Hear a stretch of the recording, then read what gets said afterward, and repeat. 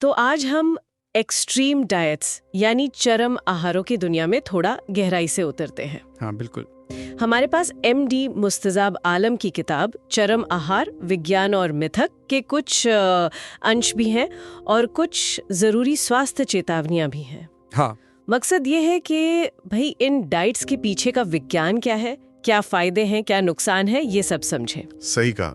और देखिए, शुरू करने से पहले एक बहुत जरूरी बात कहनी है। हाँ बताइए। ये जो भी जानकारी हम यहाँ दे रहे हैं वो सिर्फ एजुकेशनल है, सूचना के लिए है। मैं MD मुस्तजाब आलम कोई लाइसेंस प्राप्त मेडिकल प्रोफेशनल नहीं हूँ। ओके। तो अपने खान पान, सप्लीमेंट्स या फिटनेस रूटीन में कोई भी बदलाव करने से पहले प्लीज किसी सर्टिफाइड डॉक्टर या डाइटिशियन से सलाह जरूर लें। ये बहुत जरूरी पॉइंट है, बिल्कुल। अच्छा, तो चलिए फिर शुरू करते हैं। आजकल सबसे ज्यादा जिसका नाम सुनते हैं वो है कीटोजेनिक डाइट या कीटो। हाँ, कीटो। सुना तो बहुत है इसके बारे में, पर ये है क्या असल में, थोड़ा समझाएंगे? हाँ देखिए, कीटो डाइट का फंडा बड़ा सीधा है। कार्बोहाइड्रेट्स मतलब कार्ब्स बहुत कम, बिल्कुल ना के बराबर समझ लीजिए। ओके। फैट यानी वसा वो बहुत ज्यादा, और प्रोटीन वो ठीक ठाक मतलब मॉडरेट। अच्छा। मकसद ये होता है कि शरीर को ना एक तरह से मजबूर किया जाए कि वो ऊर्जा के लिए कार्ब्स की जगह फैट जलाना शुरू कर दे। ओह। इसी प्रोसेस को कीटोसिस कहते हैं। कीटोसिस। ये सुनने में तो बड़ा क्रांतिकारी सा लगता है। लोग कहते हैं वजन तेजी से घटता है। हाँ, वजन घटने की बात तो है, पर अक्सर जो शुरू में वजन घटता है ना, वो पानी का वजन होता है। अच्छा। हाँ, लोग उसे फैट लॉस समझ लेते हैं। असली फैट लॉस के लिए तो कैलोरी का हिसाब रखना भी जरूरी है, जो लोग अक्सर भूल जाते हैं कीटो के चक्कर में। हाँ। और मेरा जो अनुभव रहा है, इसे शुरू करना और फिर टिके रहना वो आसान नहीं है। शुरू में कीटो फ्लू जैसा होता है, थकान, सिर दर्द। हाँ, सुना है इसके बारे में। हाँ, तो बिना सही गाइडेंस के लोग अक्सर छोड़ देते हैं, और पोषक तत्वों की कमी, कब्ज जैसी दिक्कतें वो अलग। समझ गए। तो कीटो तो हुआ कि क्या खाना है इस पर फोकस, लेकिन एक और तरीका है जो कब खाना है इस पर जोर देता है। इंटरमिटेंट फास्टिंग या IF? हाँ, IF यानी इंटरमिटेंट फास्टिंग। इसमें खाने के समय को लिमिट करते हैं, जैसे 16 घंटे का उपवास और 8 घंटे की ईटिंग विंडो, या 5.2 डाइट होती है, या OMAD मतलब दिन में एक बार खाना। ये तो कीटो से ज्यादा आसान लगता है सुनने में। हाँ, लगता तो है, और इसके पीछे का साइंस भी इंटरेस्टिंग है। जब हम उपवास करते हैं तो शरीर में ना एक तरह की अंदरूनी मरम्मत शुरू होती है, सेल्यूलर रिपेयर कहते हैं उसे। अच्छा। पुरानी या डैमेज सेल्स साफ होती हैं। कुछ स्टडीज ये भी कहती हैं कि इससे हार्मोन्स का संतुलन और इंसुलिन सेंसिटिविटी भी इंप्रूव हो सकती है। तो फिर इसमें क्या पेच है? ये तो बढ़िया लग रहा है। पेच ये है कि कुछ लोग क्या करते हैं, वो जो खाने की विंडो होती है ना 8 घंटे की, उसमें जरूरत से ज्यादा खा लेते हैं। ओ, बिंज ईटिंग जैसा। हाँ बिल्कुल। तो फिर फायदा कहाँ से होगा?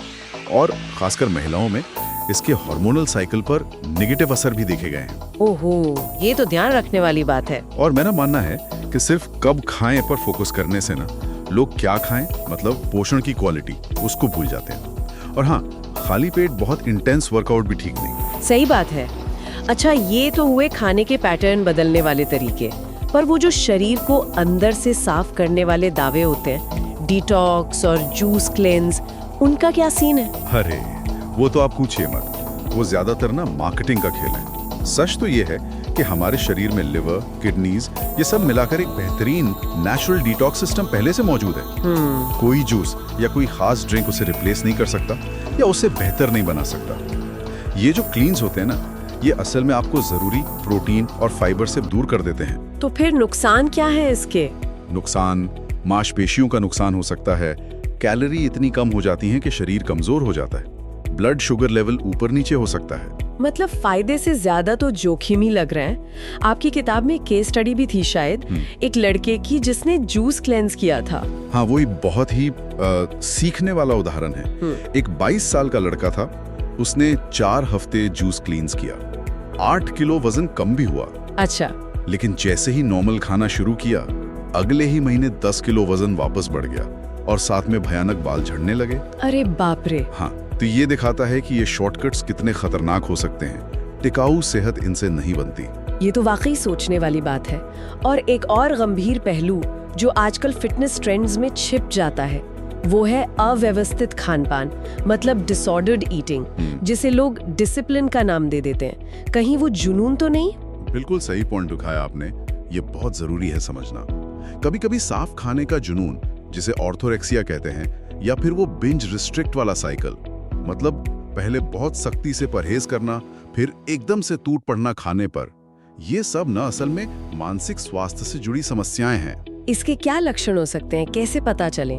देखिए, अगर कोई हर कैलोरी को लेकर बहुत ज्यादा ऑब्सेस्ड है, या खाने के डर से लोगों से मिलना जुलना बंद कर दे, या खाने को हमेशा अच्छा या बुरा की कैटेगरी में ही देखें, तो ये सब रेड फ्लैग्स हैं। समझने वाली बात यह है कि फिटनेस पहले यहाँ है, दिमाग की तरफ इशारा करते हुए, फिर शरीर में। खाने के साथ एक हेल्दी रिश्ता होना बहुत जरूरी है। आपकी किताब में एक और केस था शायद, एक महिला जो ओमैड और कीटो दोनों कर रही थी। हाँ, वो भी एक उदाहरण है। उनको एमेनोरिया हो गया, मतलब पीरियड्स आने बंद हो गए, और भयानक थकान रहने लगी। ये साफ दिखाता है कि हर डाइट हर किसी के लिए नहीं होती। बड़े विशेषज्ञ भी, जैसे डॉक्टर रोहित वाघमारे हैं या रुचिता दिवेकर हैं, वो सब यही कहते हैं कि ये वन साइज फिट्स ऑल वाला फंडा डाइट में नहीं चलता। हाँ, आपकी अपनी जरूरतें, आपकी हेल्थ कंडीशन, वो सबसे पहले हैं। पर्सनलाइजेशन जरूरी है। तो मतलब कुल मिला के बात ये है कि ये जो एक्सट्रीम डाइट्स है, ये सुनने में चाहे कितने भी आकर्षक लगे, लेकिन इनके पीछे का विज्ञान, इनके जोखिम और ये आपके शरीर पर कैसा असर डालेंगे, ये समझना बहुत जरूरी है। एकदम से कहा। मेरा फाइनल मैसेज भी यही होगा कि भाई जानकारी रखें, दूसरों की देखा देखी ना करें, एक संतुलित, बैलेंस्ड और पर्सनलाइज्ड रास्ता चुनें। फिटनेस के नाम पे धोखा मत खाओ। और हाँ, ज्यादा जानकारी चाहिए तो @boldbrain.studio और @mindovermuscle01 को सोशल मीडिया पर देख सकते हैं। पर सबसे जरूरी, हमेशा अपने शरीर की सुने। हर किसी का फिटनेस का सफर अलग होता है। बिल्कुल। और जाते जाते अपने सुनने वालों के लिए एक सवाल छोड़ जाते हैं। ये जो एक्सट्रीम डाइट्स इतनी पॉपुलर हो रही हैं, ये हमारी संस्कृति में तुरंत समाधान या क्विक फिक्स पाने की जो इच्छा है, उसके बारे में क्या बताती हैं? सोचिएगा जरूर।